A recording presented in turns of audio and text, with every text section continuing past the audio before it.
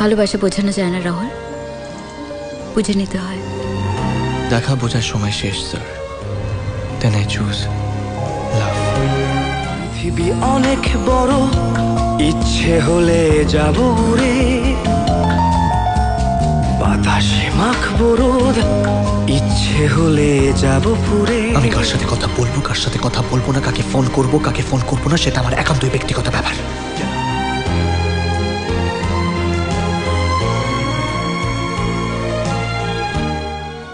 আবার চলে যাওয়ার পরে ও খুব একা একা হয়ে যাবে না?